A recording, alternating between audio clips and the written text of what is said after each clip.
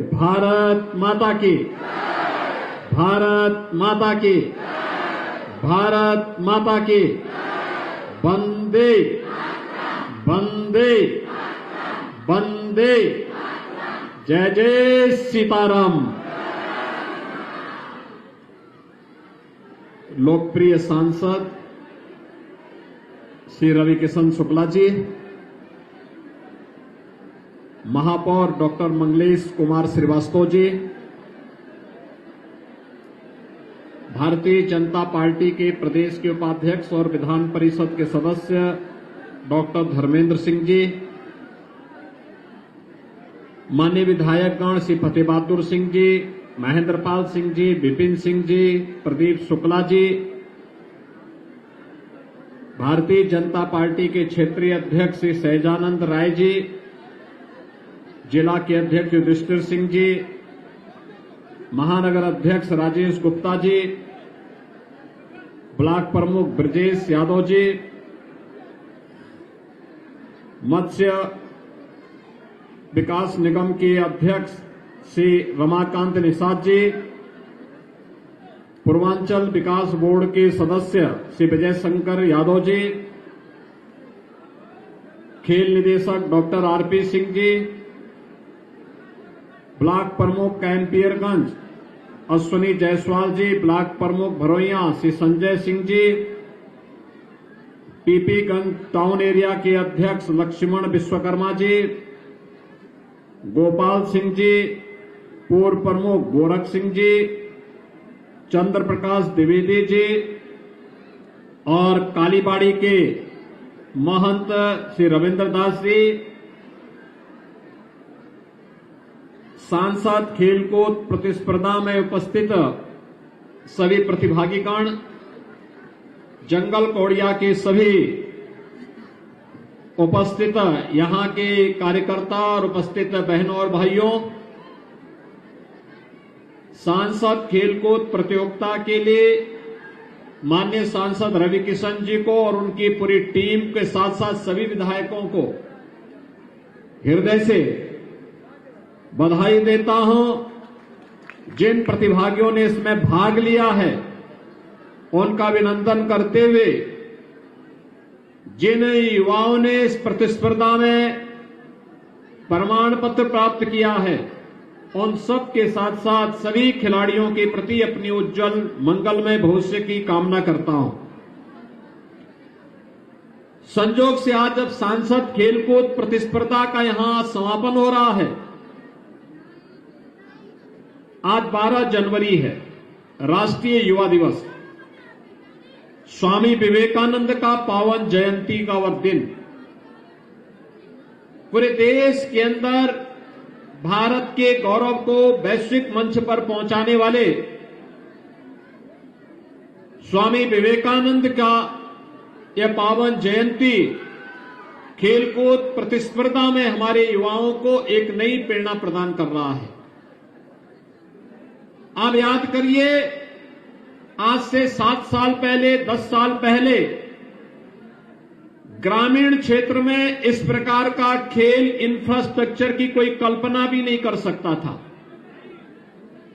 आज जंगल कौड़िया में पूज्य महाराज जी के नाम पर इतना अच्छा कॉलेज भी है, इतना अच्छा स्टेडियम भी है, अखाड़ा भी है और साथ साथ खेलकूद से जुड़ी हुई सभी विधाओं के लिए एक मंच भी है।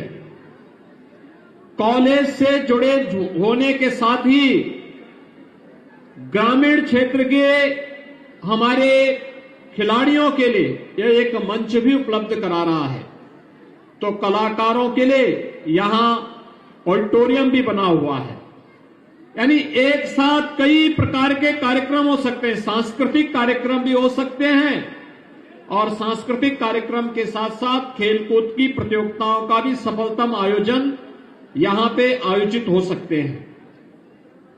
ये जो कुछ भी आज हो पा रहा है, ये प्रधानमंत्री मोदी जी की प्रेरणा से संभव हो पाया है।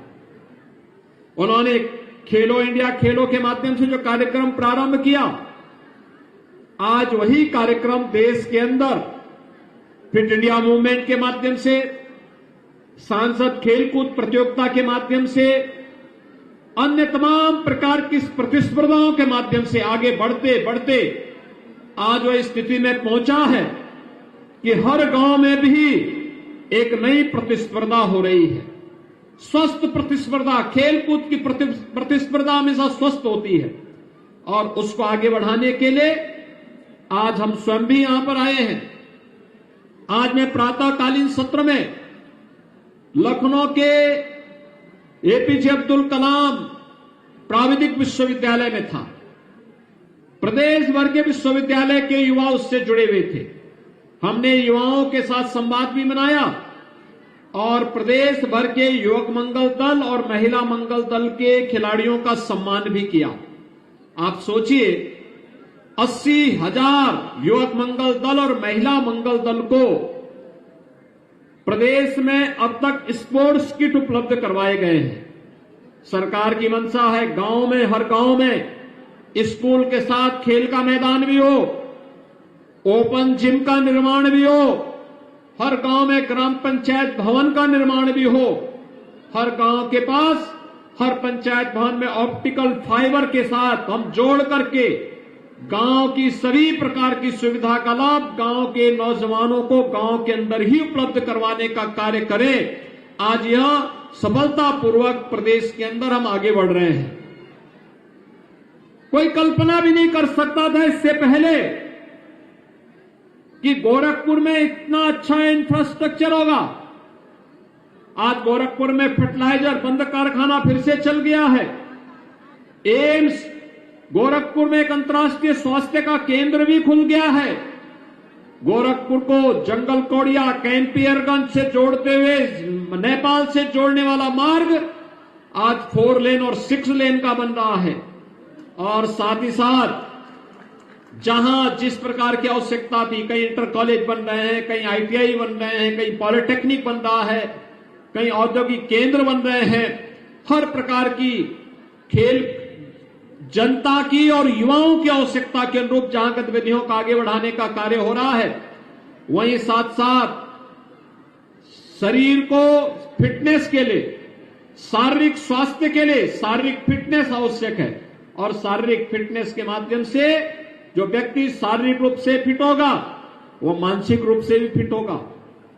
हमें केवल विद्यार्जन ही नहीं करना है, खेलकूद की गतिविधियों में भी भाग लेना है, सांस्कृतिक कार्यक्रमों में भाग लेना है।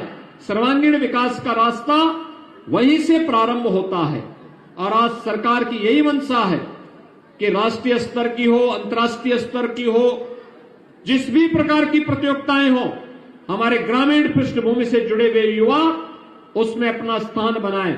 और इसके लिए उत्तर प्रदेश देश का पहला राज्य है जिसने अपनी खेल नीति के तहत प्रदेश के युवाओं को, जिन्होंने ओलंपिक में, एशियाड में, कॉमनवेल्थ गेम्स में, विश्व चैंपियनशिप की किसी भी प्रतियोगिता में या नेशनल गेम्स में कोई मेडल जीता है, उसे हम सरकारी नौकरी देंगे। उसके लिए अलग से प्रावधान कर दिया गया है। आपने अभी देखा होगा एशियन गेम्स में एक बालिका पारुल चौधरी ने गोल्ड मेडल जीता। पहले चीन की खिलाड़ी उससे आगे चल रही थी, लेकिन अंतिम कुछ ही सेकंड में उसने इतनी स्पीड अपनी बढ़ाई कि चीन को पछाड़ते हुए भारत के लिए गोल्ड मेडल जीतने का काम उस बालिका ने किया। और जब उससे पूछा गया कि गोल्ड मेडल कैसे जीत लिया, उसने कहा, साहब मुझे उत्तर प्रदेश सरकार के इस घोषणा पे विश्वास था कि अगर पुलिस में डिप्टी एसपी का पद प्राप्त करना है तो गोल्ड मेडल होना आवश्यक है, और इसके लिए डिप्टी एसपी का पद मुझे सीधे मिल सके, इसके लिए मैंने चीन को पछाड़ दिया। यानी अगर सरकार की कोई कार्यक्रम है, कोई नीति है और हमारा युवा उससे प्रभावित होकर के आगे बढ़ता है, ये एक उपलब्धि होती है। और सरकार ने इन्हीं युवाओं के लिए इस प्रकार की व्यवस्थाएं की हैं। ढेर सारे अवसर दिए जा रहे हैं। ओलंपिक में गोल्ड मेडल जीतने वाले के लिए सरकार ने 6 करोड़ रुपए की एकल गेम में उसके लिए व्यवस्था की है। ऐसे ही सिल्वर मेडल में भी, कांस्य मेडल में भी उन सब के लिए प्रावधान किया है। नौकरियों की व्यवस्था भी की है। खेल इंफ्रास्ट्रक्चर को बढ़ाने के लिए हर जनपद में स्टेडियम, ब्लॉक स्तर पर मिनी स्टेडियम के निर्माण की कार्रवाई को तेजी के साथ आगे बढ़ाया जा रहा है। और इन सभी कार्यक्रमों को आगे बढ़ाने के साथ ओपन जिम का निर्माण भी है, खेल के मैदान का भी है, स्पोर्ट्स किट उपलब्ध करवाने का कार्यक्रम भी तेजी के साथ आगे बढ़ रहा है। इन सब का एक ही उद्देश्य है, हमारा युवा अपने को न केवल अपने परंपरागत पाठ्यक्रम में, बल्कि परंपरागत पाठ्यक्रम के साथ साथ वह खेल कूद की गतिविधियों के साथ साथ लोक विधा, लोक सांस्कृतिक परंपराओं में भी आगे बढ़ सके। और इसी विश्वास के साथ ये सांसद खेलकूद प्रतियोगिताओं का आयोजन प्रदेश भर में, पूरे देश भर में हो रहा है। मुझे प्रसन्नता है कि आपके सांसद कलाकार भी हैं और खिलाड़ी भी हैं। रवि किशन के फिल्मों को देखे हो? कितने लोगों ने देखा है? फ्री में देखा या पैसा लेकर के? उन्होंने फ्री में फिल्म दिखाई कि नहीं दिखाई? दिखाई है ना। और देखिए खेलकूद की प्रतियोगिताओं को भी आयोजित कर रहे हैं ना। और इससे पहले सांसद सांस्कृतिक प्रतिस्पर्धा का कार्यक्रम भी आयोजित किया था। मैंने सुना था कि यहीं पे हुआ था कार्यक्रम। इसमें भी गांव-गांव के कलाकारों को, अलग अलग प्रतिस्पर्धा से जुड़े हुए कलाकारों को, वे वादन से भी थे, गायन से भी थे, नृत्य से भी थे, नाटक से भी थे, अलग अलग प्रकार की विधाओं को उन्होंने उस सांस्कृतिक कार्यक्रम के माध्यम से आगे बढ़ाने का काम किया। और यही सर्वांगीण विकास का मार्ग भी प्रशस्त करता है। आज के इस अवसर पर मैं सभी विधायकों के साथ मिलकर के, उन्होंने सभी जनप्रतिनिधियों के साथ मिलकर के उन्होंने इस कार्यक्रम को यहां पर आयोजित किया। और जंगल कौड़िया में इस स्टेडियम का बेहतर उपयोग करते हुए यहां के विकास को आगे बढ़ाने के लिए उन्होंने इस सांसद खेलकूद प्रतियोगिता के समापन का मंच इसी पूज्य महाराज जी के नाम पर स्थापित महाविद्यालय में किया है। मैं इसके लिए उन्हें हृदय से एक बार फिर से बधाई देता हूं। आप सभी को खिचड़ी त्योहार मकर संक्रांति की हृदय से बधाई देता हूं, अभी से शुभकामनाएं देता हूं। और 22 जनवरी को अयोध्या में मर्यादा पुरुषोत्तम भगवान श्री राम अपने भव्य मंदिर में विराजमान होंगे प्रधानमंत्री मोदी जी के कर कमलों से। अयोध्या में भव्य मंदिर में निर्माण के साथ ही प्रभु राम का विराजमान होना, यह एक नए युग की शुरुआत होगी। हमारा क्या दायित्व बनता है? हमारा दायित्व बनता है कि 14 जनवरी से हर गांव में, हर कस्बे में स्वच्छता के बृहद अभियान का हिस्सा बने। 15 जनवरी को मकर संक्रांति के अवसर पर खिचड़ी वितरण करवाएं। हर व्यक्ति को, गरीब को, हर उस व्यक्ति को, जरूरतमंद को खिलाने का प्रयास करें। और साथ साथ उसके बाद 16 जनवरी से हर देव मंदिर में अखंड रामायण का पाठ या राम नाम संकीर्तन का कार्यक्रम हो। यह कार्यक्रम लगातार चले। और 22 जनवरी के कार्यक्रम को आप लाइव देखिए, अयोध्या के कार्यक्रम को आप लगातार देखिए। और कार्यक्रम को देखने के बाद आप भंडारे का आयोजन अपने गांव में करिए। हर गरीब को खिलाइए, हर जरूरतमंद को खिलाइए, गांव वालों को खिलाइए। कपड़े, ऊनी वस्त्र वितरण करिए।